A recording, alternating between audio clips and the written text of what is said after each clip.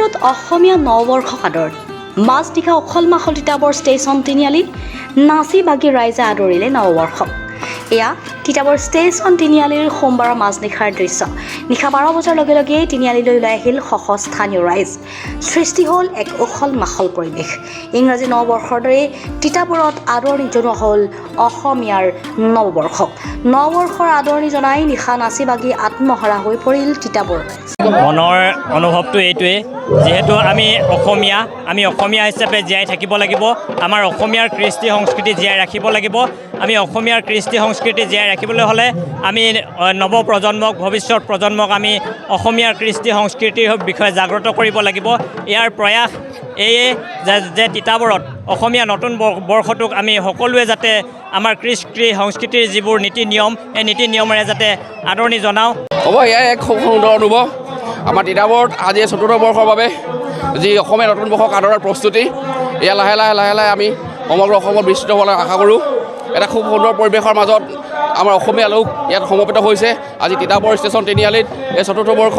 আমাৰ ইয়াত কোনো জাতি ধৰ্ম বৰ্ণ বা ৰাজনীতি নাই। ইয়াত কেৱল অসমীয়া আৰু অসমীয়া আমি লগ হৈ আজি অসমীয়া নৱবৰ্ষৰ আদৰাৰ লগতে ৰঙালী বিহু শুভেচ্ছা সকলোকে যাচিছোঁ। আৰু এই বাকৰিৰ পৰাই আমি অসমবাসী ৰাইজক আমাৰ ৰঙালী বিহু আদৰণি জনাইছোঁ, ওলগ জনাইছোঁ। আৰু লগতে 31 ডিচেম্বৰ যেনেধৰণে পালন কৰে, ঠিক তেনেধৰণে এই অসমীয়া নৱবৰ্ষ অসমীয়া ৰাইজে আঁকোৱালি লওক আৰু আমাৰ 31 চ'তটোক যাতে এটা দিন হিচাপে উৎসৱ পাৰ্বণ কৰক, আমি তাৰ পৰা আশা ৰাখিছোঁ। ধন্যবাদ। নৱবৰ্ষৰ আদৰণি অনুষ্ঠানত কঁকাল ঘূৰাই নাছিলে সকলোৱে।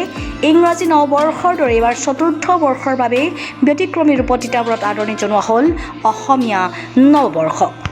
News desk report live Assam. সঁচাকৈ অসমীয়া জাতিৰ হিৰে হিৰে থকা যি উৎসৱ, সেয়াই হৈছে আমাৰ বিহু।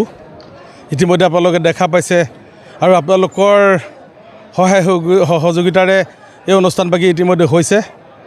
আৰু তিতাবৰতে ব্যক্তিক্ৰমী চিন্তাৰে আজি 4টা বছৰ আগতে গৌৰৱেৰে আজি পাৰ হৈছে অসমীয়া নৱবৰ্ষক আদৰা। আজিও তাৰ ব্যক্তিক্ৰম নহয়। আমি সকলোৱে জানো, অসম নামৰ মাজনী গৰ্ভত যি জাতি জন্ম হয় সেয়াই হৈছে অসমীয়া জাতি। আৰু অসমীয়া জাতিৰ প্ৰাণৰ প্ৰাণ আয়ুস ৰেখাই হৈছে এই বিহু। সেই বিহুক আজি এই 12 বজাৰ লগে লগে মহেন্দ্ৰক্ষণত এই প্ৰকৃতিৰ বুকুলৈ নামি আহিল। সেয়েহে প্ৰাকক্ষণতে প্ৰতিগৰাকী অসমবাসীলৈ তিতাবৰবাসী হৈ বিহুৰ ওলগ জনাইছোঁ। আহি থকা দিনবিলাকত প্ৰতিগৰাকী অসমীয়াৰ যি স্বাভিমান, যি আশা, যি তেওঁলোকৰ ভৰসা, সকলো যেন পৰিস্ফুট হৈ তোলক, সকলোৰে ফুলফিল হওক, তাৰে কামনা কৰিছোঁ। আহি থকা দিনবিলাকত সকলোৰে সুস্বাস্থ্য আৰু দীৰ্ঘায়ু কামনা কৰিছোঁ। ধন্যবাদ। Reporter live.